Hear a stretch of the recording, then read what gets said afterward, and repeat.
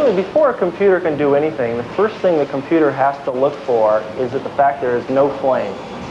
The very next command it's going to get is to start a flame. It wants to see that that spark plug is lit and has to verify it back to the computer. After that, the computer can then allow, in the right timing, to open the valve, and a pre-released or pre-measured portion of natural gas is then ignited and set out through a burner.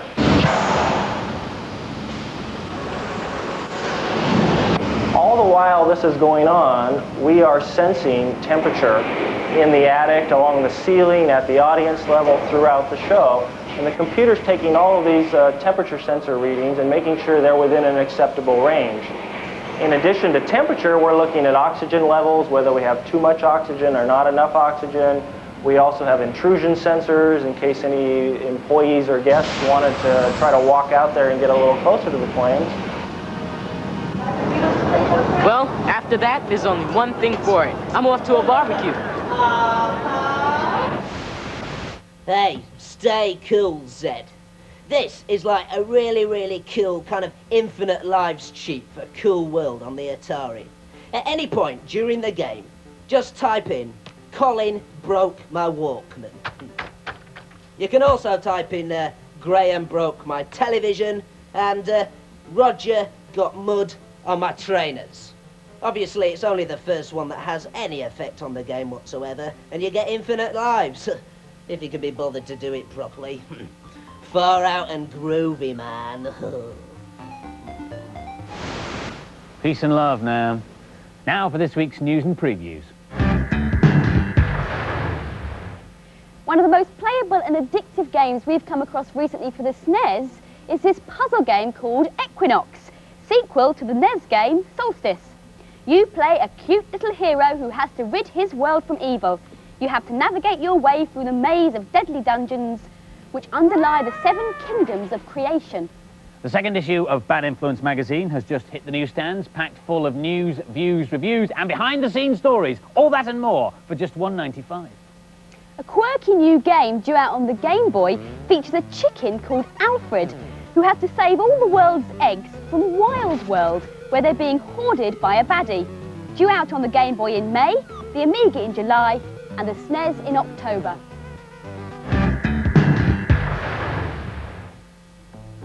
Ariel, the Little Mermaid, makes her first appearance on 2 formats, the Game Gear and the Mega Drive. Her task is to overcome the evil sea witch Ursula, who has turned all the mer people into little wormy things. Here's Kathleen to take us through the Mega Drive version. If you like the film, you'll probably enjoy the game. You can choose to be Ariel or her dad, Triton, but I prefer to be Ariel. These wriggly snakes are mer people who've been changed by the Wicked Witch. I like the idea that she has to sing to her enemies. You can call different friends. This one's a fish and it pushes a rock.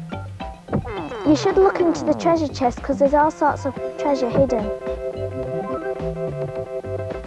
The map shows where the mer people are. The red shiny bit is Ariel and the other bits are her friends. This game looks lovely, but I'm not sure I'd buy it. There are only 4 levels and they're all much the same. This is just a poorer version of Echo the Dolphin. I can see it might be popular though because of the film, but I definitely won't buy it. I love the film and like this game. I think Ariel moves well. I like the sound she makes when she sings. I'd buy this. And the scores for Ariel, the Little Mermaid. The boys gave it an average score of 3 out of 5, but the girls liked it a bit more and gave it 4 out of 5. Return to the dawn of history with Dynolympics on the Lynx, a whiz through the evolution of mankind. It's your job to discover spears, wheels and fire in an effort to stop your tribe from becoming extinct. Here's Ian the Caveman. The first thing that strikes you about this game is how good it looks. The graphics are the best I've seen on a handheld and it's extremely playable. Here I've got to pick up the torch and toggle through my abilities to throw it. I've got to throw now, so here we go. Now comes back down the ladder. And I have to go collect the person who is supporting everybody else using the rope. Right, he's over the rope now. If you get into problems, you can summon the Magic Man, who will trade 1 member of your tribe for a spear or any other piece of equipment you might need to complete the level. This is addictively playable. I'd buy it and I'd certainly recommend it for anybody who likes this sort of game. I might buy this. It's a puzzling game with great graphics, but the men go too slowly and they keep running out of time. I like this game, even though it's not in the same league as Lemmings. But if you're a fan of puzzle games, this is well worth getting. And the scores for Dine Olympics, the boys gave it 4 out of 5, and the girls liked it just as much. They gave it 4 out of 5.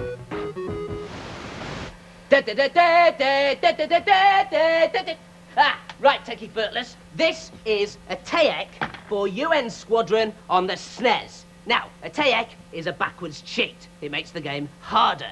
All you have to do is first of all go to the options screen, then, with control pad 1, skip through the level difficulties until you see the word hard. Then, with control pad 2, hold down A and X together. Then back to control pad 1, scrolling through until you see the word gamer. You'll now be on a mega difficult level of the sort that only a complete expert of my calibre can get through. Up, up, and away! Andy? Violet? What's going on? Where is everybody? This is Laser Force, the latest laser game. The aim is to hit more people than hit you.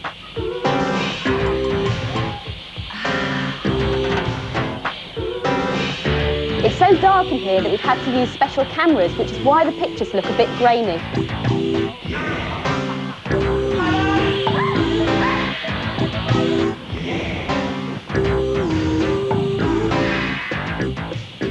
Utter chaos! But I've got Andy more than he's got me, and that's what counts. This is the portable play area that gets taken round to exhibitions and TV studios. It takes about 30 minutes to inflate. The gun barrel fires off a low-powered laser, but that's just for show. What you can't see is that it also fires out an infrared beam that comes from here, and that's like what you use on your tele-remote control. And that is identified by the targets on your front and your back. I think Andy's just hit me. I'm going to get my revenge later on.